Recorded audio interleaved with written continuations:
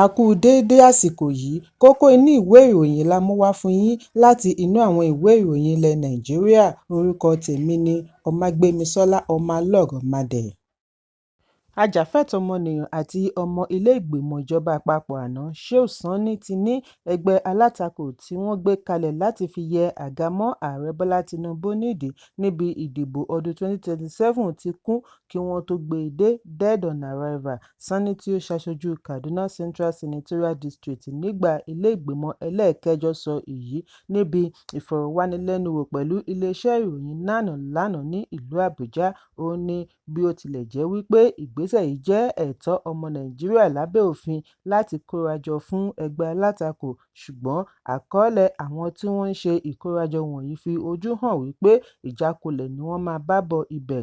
Sani ní lótìítọ́ orílẹ̀-èdè tàbí ìṣèjọba tí kò bá ní alátakò lè yọrí sí ìṣèjọba apàṣẹwàá dictatorship tàbí ìlú olóṣèlú kan ṣoṣo, ṣùgbọ́n a nílò àtakò tó dúró déédé.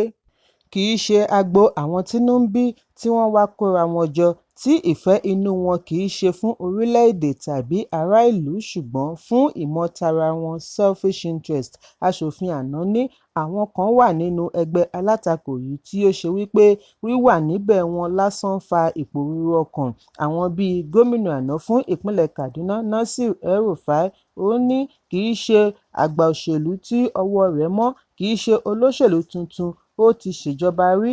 Sani ní Nàìjíríà ṣẹ̀ṣẹ̀ ṣe ayẹyẹ ọdún ìjọba tiwantiwa. Bẹ́ẹ̀ El-Rufai ni Director General Bureau of Public Enterprises fún ọdún 4, mínísítà fún ọdún 4 àti gómìnà fún ọdún 8. Èéṣe tí kò ṣe àṣeyọrí lórí àwọn ọ̀rọ̀ tí ó ń sọ báyìí ní ìgbà náà lẹ́nu iṣẹ́ ìjọba? Sani ní bí ènìyàn bá wà lẹ́nu iṣẹ́ fún 20 ọdún tí ọjọ́ orí rẹ̀ wà láàrin 60 ọdún, kí oníyẹn máa dúpẹ́ lọ́wọ́ Ọlọ́run nítorí ẹgbẹ̀lẹ́gbẹ̀ mílíọ̀nù ọmọ orílẹ̀-èdè ni ó fẹ́ dé ipò tí kò kà kún. Ẹlòmíràn láti ẹgbẹ́ alátakò, igbákejì ààrẹ ìjẹta Atiku Abubakar, náà ní ẹ̀tọ́ lábẹ́ òfin láti díje du ipò, ṣùgbọ́n kò gbọdọ̀ bá wọn díje kí ó fi ààyè gba ẹlòmíràn ní ẹkùn gúúsù. Pẹ̀lú èyí, yóò ní àǹfààní àti rí àtìlẹ́yìn àwọn ará ẹkùn gúúsù ní ọdún 2031. Gẹ́gẹ́ bí ẹni tí ó ti wà lẹ́nu òṣèlú tipẹ́tipẹ́, ó yẹ kí ó mọ̀ wípé gbígbégbá ìbò ní gbogbo ìgbà a máa lẹ́yìn, pàápàá jùlọ fún ẹni tí ó ń fi gbogbo ìgbà pàdánù ìbò. Èyí ń wáyé bí Atiku ṣe kéde wípé òun yóò padà sí ifásitì lẹ́yìn tí òun bá fẹ̀yìntì lẹ́nu iṣẹ́ òṣèlú, bí ó ti fi ìfẹ́ rẹ̀ hàn sí ẹ̀kọ́ àti ìdàgbàsókè ènìyàn. Atiku tí í ṣe olùdásílẹ̀ American University of Nigeria (AVN) sọ èyí lánàá ní ìlú Àbújá níbi ó ti ń bá àwọn akẹ́kọ̀ọ́ gboyè fún ti ọdún 2025 láti Pacesetters Schools, Abuja, níbi tí akẹ́kọ̀ọ́ 205 ti kàwé gboyè sọ̀rọ̀. Igbákejì ààrẹ ìjẹta ṣe ìrántí bí ìfẹ́ rẹ̀ fún ètò ẹ̀kọ́ ṣe yọrí sí ìdásílẹ̀ Jẹ́lé-Ósinmi àti iléèwé alákọ̀ọ́bẹ̀rẹ̀ Nursery and Primary School, Kẹ̀rẹ̀kẹ̀rẹ̀ Secondary School kí ó tó yọrí sí ifásitì. Ó tẹnumọ́ wípé ìdókòòwò tí ó dára jù fún ìjọba láti ṣe ní ìdàgbàsókè ẹ̀dá, Human Capital Development. Ó gbóríyìn fún olùdásílẹ̀ iléèwé Pacesetters Abuja, agbẹjọ́rò Kenneth Imosuagbon, fún àfojúsùn rẹ̀ fún ìdàgbàsókè ẹ̀dá ènìyàn pẹ̀lú bí ó ṣe ṣe ìdásílẹ̀ ojúlówó iléèwé alákọ̀ọ́bẹ̀rẹ̀ àti sẹ́kọ́ndírì láti fún àwọn ọ̀dọ́ ọmọ orílẹ̀-èdè ní ẹ̀kọ́ tó yè kooro. Atiku ṣe àpèjúwe ẹ̀kọ́ ní kọ́kọ́rọ́ ńlá tó ń ṣílẹ̀kùn oríire láti fi orílẹ̀-èdè sí ipa tí yóò yọrí sí ìdàgbàsókè ní gbogbo ẹ̀ka. Bákan náà ni ó sọ ipa tí ẹ̀kọ́ kó nínú ìgbésí ayé rẹ̀ láti dé ìpele tí ó wà lónìí. Ẹ̀kúnrẹ́rẹ́ ìròyìn wà nínú ìwé ìròyìn Nigerian Tribune tó jáde lónìí. Àwọn alágbára tí ìjọba àpapọ̀ ń yàn láti ṣe aṣojú rẹ̀ ti dé sí orílẹ̀-èdè Saudi Arabia láti gba òkú olóògbé oníṣòwò àti àgbà ọ̀jẹ̀ Alhaji Aminu Alhassan Dantata síwájú ìsìnkú rẹ̀ tí yóò wáyé ní ilẹ̀ mímọ́ Medina. Aṣojú tí mínísítà agbèfọ́ba Muhammad Badaru Abubakar darí gbéra kúrò ní Nàìjíríà lánàá ọjọ́ Àìkú, wọ́n sì balẹ̀ sí Medina lówùúrọ̀ kùtùkùtù òní ọjọ́ Ajé. Gẹ́gẹ́ bí àtẹ̀jáde láti ọwọ́ amúgbálẹ́gbẹ̀ẹ́ mínísítà fún ìròyìn Rabiu Ibrahim. Lára àwọn aṣojú ìjọba láti rí agbẹjọ́rò fún ìjọba àpapọ̀ Ọmọọba Lateef Fagbemi, Mohammed Idris, Yusuf Abdullahi Attah àti bẹ́ẹ̀ bẹ́ẹ̀ lọ. Àwọn ìlúmọ̀ọ́ká ọ̀jọ̀gbọ́n nínú ẹ̀sìn Islam bíi Bashir Aliu Umar, Sheikh Aminu Ibrahim Daura àti Khalifa Abdullahi Muhammad tí ó sìn gẹ́gẹ́ bí ìmáàmù mọ́ṣáláṣí Dantata ní ìlú Àbújá náà wà lára àwọn aṣojú. Àwọn èèyàn jàǹkànjàǹkàn nílẹ̀ yìí àti lókè òkun tí wọ́n retí kí wọ́n kórajọ fún àdúrà ìsìnkú ní Medina. Ẹ̀kúnrẹ́rẹ́ ìròyìn yìí wà nínú ìwé ìròyìn Daily Post tó jáde lónìí. Akọ̀wé ìjọba àpapọ̀ SGF George Akume ti da àhesọ tí àwọn kan ń gbé pò yẹnu nù bí wọ́n ti ní Ààrẹ Bọ́lá Tinubu ti yọ ọ́ nípò. Ó ní ìròyìn yìí kìí ṣe òtítọ́, kò lẹ́sẹ̀ ńlẹ̀, òfegè lásán ni. Nínú àtẹ̀jáde àná láti ọwọ́ adarí ìròyìn fún akọ̀wé ìjọba Ṣẹ́gun Imohiezen ni Akume ti ní ààrẹ kò ní lọ́kàn àti júwe ilé fún un. Ó ṣe àpèjúwe ìròyìn yìí ní àgbélẹ̀rọ láti fi ṣi ará ìlú lọ́kàn bí ó ti fi ìgboyà rẹ̀ hàn lórí ìgbàgbọ́ tí ààrẹ ní sí i láti ṣiṣẹ́ rẹ̀ bí iṣẹ́ lórí àgbékalẹ̀ òfin àti ètò gẹ́gẹ́ bí ìlànà Renewed Hope Agenda ìṣèjọba Tinubu.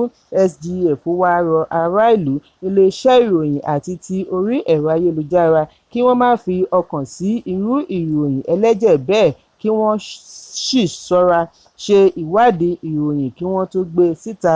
Wọ́n fìdí ẹ̀ múlẹ̀ wípé Sínátọ̀ Dr. George Akume CON ṣì ni akọ̀wé fún ìjọba àpapọ̀. Ẹ̀kúnrẹ́rẹ́ ìròyìn yìí wà nínú ìwé ìròyìn Punch tó jáde lónìí.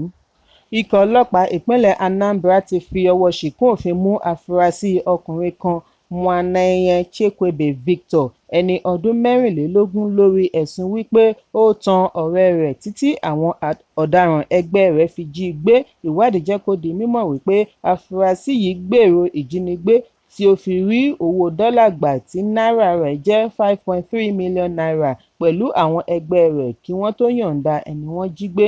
Alukoro ọlọ́pàá ìpínlẹ̀ Tochukwu Ikenga sọ nínú àtẹ̀jáde àná wípé ikọ̀ ọlọ́pàá ẹ̀ka láti olú-iléeṣẹ́ ọlọ́pàá ní Uli ni ó fi ọwọ́ ṣìkún òfin mú afurasí yìí ní ọjọ́ Ẹtì tí ó kọjá. Ẹ̀sùn tí wọ́n ń ṣe ìwádìí rẹ̀ lọ́wọ́ ni ó tú àṣírí bí afurasí yìí ṣe pètepèrò àti jí ọ̀rẹ́ rẹ̀ gbé tòun tàwọn ẹgbẹ́ rẹ̀ tí wọ́n sì rí owó gbà. Victor ní òun wí fún ọ̀rẹ́ rẹ̀ kí ó sin òun lọ sí ọ̀dọ̀ ọ̀rẹ́ rẹ̀ mìíràn kí wọ́n má bàa fura ni ó fi díbọ́n bí ẹni wípé wọ́n jọ jí àwọn méjèèjì gbé. Ní báyìí ó ti ń fi ọwọ́ sowọ́pọ̀ pẹ̀lú àwọn ọlọ́pàá lórí ìgbésẹ̀ àti rí àwọn akẹgbẹ́ rẹ̀ yòókù mú. Lẹ́yìn ìwádìí wọn á fi ojú wọn ba ilé-ẹjọ́. Bákan náà ni ikọ̀ ọlọ́pàá Rapid Response Squad láti Akuzu náà fi ọwọ́ ṣìkún òfin mú afurasí 10 ní ọjọ́ Àbámẹ́ta lórí ìwádìí tó ń lọ lọ́wọ́ nípa òkú tí wọ́n bá láìní orí tí wọ́n fura wípé ó jẹ́ ti ẹnìkan tí wọ́n jí gbé nítòsí oko ẹlẹ́dẹ̀ kan ní Nímò. Ọ̀gbẹ́ni yìí jẹ́ ènìyàn pàtàkì ní Nímò kí wọ́n tó jí i gbé nínú oko rẹ̀ ní ọjọ́ 23 oṣù kẹfà. Lẹ́yìn ọjọ́ díẹ̀ ni wọ́n bá àgékù ara rẹ̀ níbi tí wọ́n jù ú sí nínú oko lẹ́yìn tí ẹbí rẹ̀ ti san mílíọ̀nù 15 náírà owó ìdásílẹ̀ ransom. Ẹ̀kúnrẹ́rẹ́ ìròyìn yìí wà nínú ìwé ìròyìn Punch tó jáde lónìí. Lẹ́yìn 60 ọdún lẹ́nu iṣẹ́ tíátà, àgbà òṣèré àti olùkọ̀tàn sinimá Adébáyọ̀ Sàlámì tí gbogbo ènìyàn mọ̀ sí Ọ̀gá Bello ṣì jẹ́ ọ̀kan gbòógì eléré orí ìtàgé tí wọ́n bu ọ̀wọ̀ fún láàrin àwọn akẹgbẹ́ rẹ̀. Bàbá tí ó bí ọmọ 18 yìí bẹ̀rẹ̀ iṣẹ́ eré pẹ̀lú ẹgbẹ́ Young Concert Party, ẹgbẹ́ tí Òjóládépọ̀ darí tí gbogbo ènìyàn mọ̀ sí Bàbá Mèrò. Níbi ìfọ̀rọ̀wánilẹ́nuwò ni Ọ̀gá Bello ti ṣàlàyé ìdí tí ó fi fún àwọn ọmọ rẹ̀ ní ẹ̀kọ́ tí ó yè kooro tí ọ̀pọ̀ nínú wọn sì darapọ̀ mọ́ bàbá wọn nídìí eré ṣíṣe. Sàlámì ní òun kò fi ìgbà kankan rò ó wípé àwọn ọmọ rẹ̀ yóò gbégbá tíátà. Ọlọ́run ni ó kọ ọ́ bẹ́ẹ̀, ṣùgbọ́n ohun tí òun fẹ́ràn ni ẹ̀kọ́. Bí ò tiẹ̀ ju dìgírì àkọ́kọ́ lọ, wọ́n gbọ́dọ̀ kà. Ó ní ìgbà tí òun máa fi bá ara rẹ̀ ní ìdílé olórogún ni òun ti ní lọ́kàn láti má fi ogún kankan sílẹ̀ fún ọmọ yàtọ̀ sí ilé méjì. ọ̀kan ní Èkó, ọ̀kan ní ìlú rẹ̀, ṣùgbọ́n dandan ni ìwé kíkà. Adébáyọ̀ ní òun kò fi tipátipá mú ọmọ kankan láti ṣe iṣẹ́ eré, fúnra wọn ni wọ́n nífẹ̀ẹ́ sí iṣẹ́ eré, òun kò sì dá wọn lẹ́kun, ṣùgbọ́n ṣe àtìlẹ́yìn fún wọn. Fún àpẹẹrẹ, ó ní bí òun bá fẹ́ lọ fún ìgbáradì rìhásà tí àwọn ọmọ fẹ́ tẹ̀lé, òun á ní rárá àyàfi bí wọ́n bá kàwé wọn tán. Ìdí nìyí tí wọ́n fi tẹpá mọ́ ètò ẹ̀kọ́ wọn ní ilé-ìwé láti ní èsì tí ó dára. Inú òun sì dùn fún ibi wọ́n bá dé lónìí. Ọ̀gá Bello ní bí òun bá mọ̀ wípé Fẹ́mi yóò padà di onísinimá, òun kò ní ná owó púpọ̀ lé e lórí, òun á kàn ní kí ó lọ ka filmmaking tàbí theatre art ni. Adébáyọ̀ ní oore-ọ̀fẹ́ ni òun rí gbà, òun sì dúpẹ́ lọ́wọ́ Allah fún ẹ̀bùn ẹ̀mí àti ìdílé gidi tí ó yí i ká lórí iṣẹ́ eré tí ó mú já gbangba. Ọ̀gá Bello ní sinimá Ọmọgbémiga nígbà tí wọ́n ṣe ayẹyẹ 50 ọdún kí ọmọ òrukàn tó wá sọ ọ́ di ìlúmọ̀ọ́ká ní ọdún 1987. Ẹ̀kúnrẹ́rẹ́ ìròyìn wà nínú ìwé ìròyìn Nigerian Tribune tó jáde lónìí. Ìlúmọ̀ọ́ká adẹ́rìn-ín-pọ̀ṣónú Ali Baba ti ṣe àfihàn bí ó ti bá ara rẹ̀ nídìí iṣẹ́ àwàdà níbi ìfọ̀rọ̀wánilẹ́nuwò tí ó wáyé láìpẹ́ yìí lórí ẹ̀rọ amóhùnmáwòrán Channels ni Ali Baba ti ṣe àfihàn wípé òun kò gbà á lérò àti di aláwàdà, ó kàn ṣẹlẹ̀ ni nígbà tí ó wà ní Ifásitì Ambrose Ali ní Epoma láàrin ọdún 1980s. Ìṣẹ̀lẹ̀ yìí wáyé nígbà iṣẹ́ eré ìdárayá kan tí wọ́n pè ní Congo Music Striptease Performance nínú ọgbà ilé-ìwé. Ó ní lójijì ni ẹni ṣe eré yìí ṣàdédé fi ìtàgé sílẹ̀ tí èyí sì fa ìdàrúdàpọ̀ láàrin àwọn akẹ́kọ̀ọ́ tí wọ́n ti ń gbádùn eré bọ̀. Kí èyí má bàa yọrí sí fàákájà ni wọ́n fi ké sí Ali Baba kí ó ṣe agbátẹrù ètò, ni ó bá bẹ̀rẹ̀ yẹ̀yẹ́, ni ó bẹ̀rẹ̀ sí ṣe àwàdà láìròtẹ́lẹ̀. Àsìkò yìí mú àyípadà rere bá ìgbé ayé rẹ̀ nítorí lójú ẹsẹ̀ ni àpẹẹrẹ fi ojú hàn wípé iṣẹ́ rẹ̀ ni èyí jẹ́. Ẹ̀kúnrẹ́rẹ́ ìròyìn wà ní ìwé ìròyìn The Nation tó jáde lónìí. Kókó inú ìwé ìròyìn tòní kò ní jù báyìí lọ. Ẹ pàdé mi ní ìrọ̀lẹ́ fún àkọ́tún ìròyìn. Kí a tó lọ, ẹ má ṣaláì fi àkíyèsí yín ránṣẹ́ kí ẹ sì bá wa subscribe sójú náà wa lórí YouTube kí kókó inú ìwé ìròyìn lè máa tẹ̀ yín lọ́wọ́ ní kíákíá.